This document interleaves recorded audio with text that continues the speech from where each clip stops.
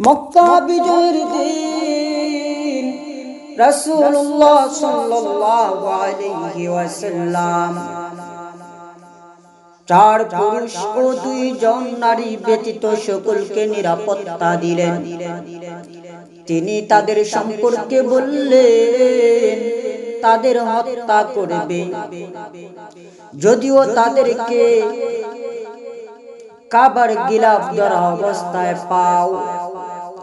তারা হলো ইকরিমা ইবনু আবু জাহাল, আব্দুল্লাহ ইবনে খাতাল, মিকায়াস ইবনে সুবাবা ও আব্দুল্লাহ ইবনে সাদ ইবনে আব্দুস সারো। আব্দুল্লাহ ইবনে কাতাল কাবা গড়ের গিলাফ ধরেছিল। সাইদ ইবনে হুরাইস ও আম্মার ইবনে ইয়াসার রাদিয়াল্লাহু তাআলা তাকে হত্যা করার জন্য ছুটল। সাইদ আম্মারকে পিছে ফেলল। সে ছিল জওয়ান এবং তাকে হত্যা করল। আর মিকায়াস ইবনে সুবাবাকে লোকজন বাজারে পেল এবং তাকে হত্যা করল। আর ইকরিমা ইবনে আবু জাহাল সমুদ্রের পার হওয়ার জন্য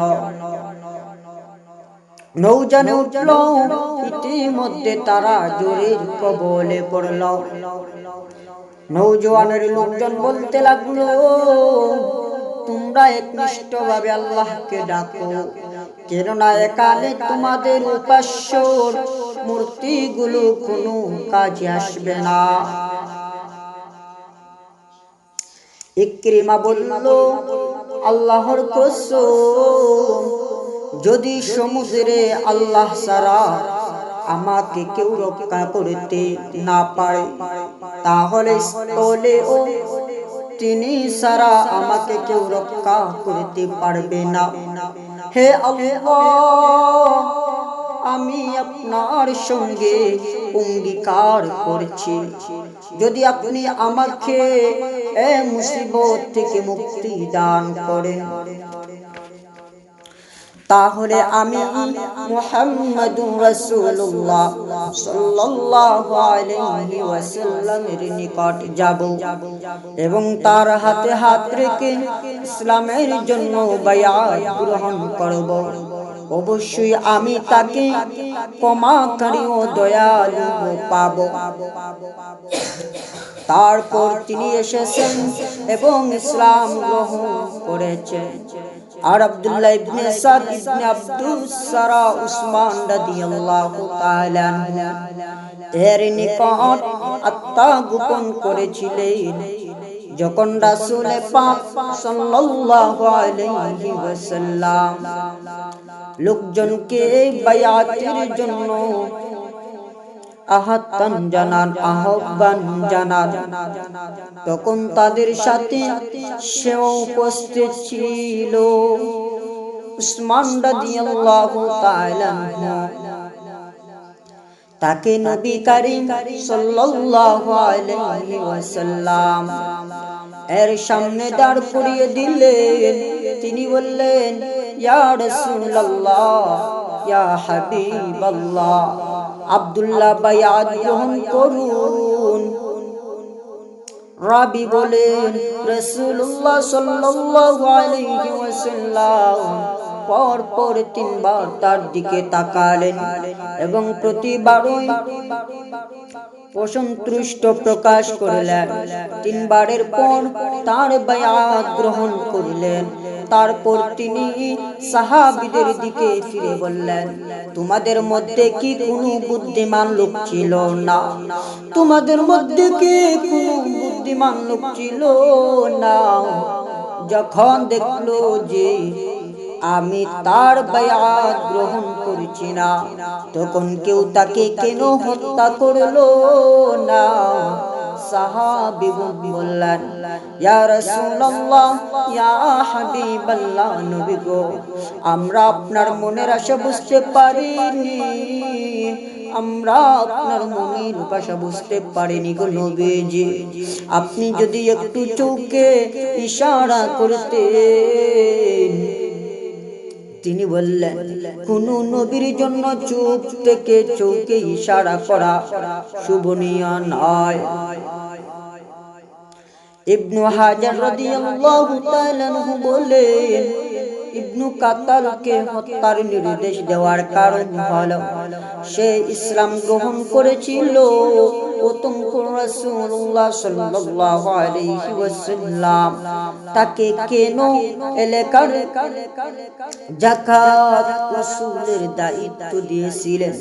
তার সাথে আনসারী এক ব্যক্তিকে পাঠিয়েছিলেন আর তার সাথে একজন মুসলিম গোলাম ছিল যে তার খেদমত করত। সে এক জায়গায় যাত্রা বিরতি দিল। সে গোলামকে ছাগল জবাই করতে এবং তার জন্য খাবার প্রস্তুত করতে নির্দেশ দিল এবং সে ঘুমিয়ে পড়ল এবং জাগ্রত হয়ে দেখল গোলাম এখনো কিছু তৈরি করে নাই। ফলে সে তার উপর রেগে গিয়ে তাকে হত্যা করল। তারপরে সে মুরতাদ হয়ে মুশরিকদের সাথে যুক্ত হয়ে গেল। তার দুজন গায়িকা ছিল যারা রাসূলুল্লাহ সাল্লাল্লাহু আলাইহি ওয়াসাল্লামের নিন্দা করে গান গাইত। নাউজুবিল্লাহ। এই হাদিস থেকে বোঝা যায় মক্কা বিজয়ের দিন রাসূলুল্লাহ সাল্লাল্লাহু আলাইহি ওয়াসাল্লাম মুহরিম ছিলেন না। জাবির রাদিয়াল্লাহু তাআলা আনহু এর হাদিসের বিষয়টি স্পষ্ট এসেছে। তিনি বলেন, রাসূলুল্লাহ সাল্লাল্লাহু আলাইহি ওয়াসাল্লাম মক্কা বিজয়ের দিন কালো পাগড়ি পরে ইহরামবিহীন মক্কায় প্রবেশ করেছেন। সুতরাং যে ব্যক্তি হজের নিয়ত করেনি তার জন্য ইহরাম ছাড়া মক্কায় প্রবেশ করা বৈধ। হাফিজ ইবনে হাজার রাহমাতুল্লাহি আলাইহি বলেন, এই হাদিস দ্বারা দলিল পেশ করা হয় যে রাসূলুল্লাহ সাল্লাল্লাহু আলাইহি ওয়াসাল্লাম বলপূর্বক মক্কা বিজয় করেছে। ইমাম নববী রাহমাতুল্লাহি আলাইহি এর জবাব দিয়েছে যে রাসূলুল্লাহ সাল্লাল্লাহু আলাইহি ওয়াসাল্লাম তাদের সাথে শান্তি চুক্তি করেছিলেন যখন তিনি তাদের গাদ্দারির আশঙ্কা করেছে তখন প্রস্তুত হয়ে মক্কা প্রবেশ করেছেন। এটা শক্তিশালী জবাব। তবে শান্তি চুক্তির ব্যাপারে কোনো স্পষ্ট বর্ণনা জানা নেই। ইবনু খাতালের ঘটনার মাধ্যমে দলিল পেশ করা হয় যে হারাম শরীফে হদ কিসাস কার্যকর করা বৈধ। ইবনু আব্দুল বার রাহমাতুল্লাহি আলাইহি বলেন, ইবনু খাতালকে কিসারের ভিত্তিতে হত্যা করা হয়েছিল কেননা সে একজন মুসলিমকে হত্যা করেছিল।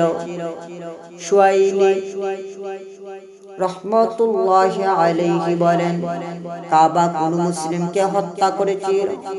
শুয়াইলি রাহমাতুল্লাহি আলাইহি বলেন, কাবা কোন অপরাধীকে আশ্রয় দেয় না এবং সেখানে হত্যাকার্য করা নিষিদ্ধ নয়।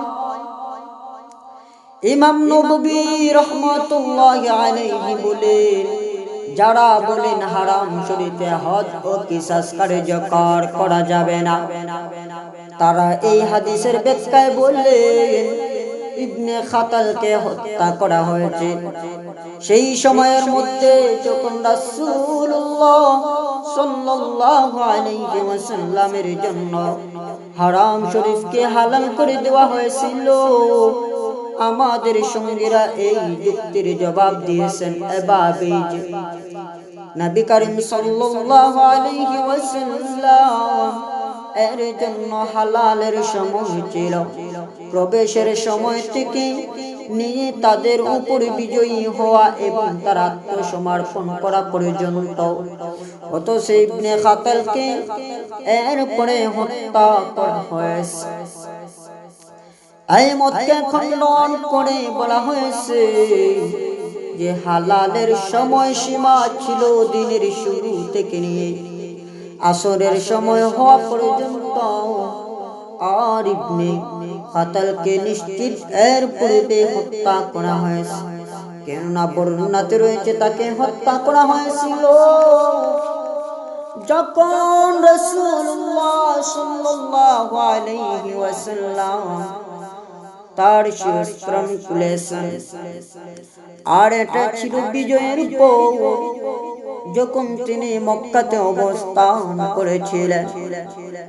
ইবনুল কাইয়িম রাহমাতুল্লাহি আলাইহি বলে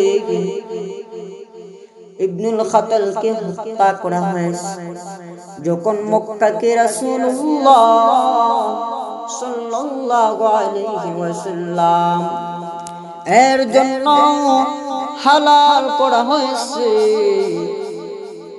আর এটা রাসূলুল্লাহ সাল্লাল্লাহু আলাইহি ওয়াসাল্লাম এর বিশেষ বৈশিষ্ট্য।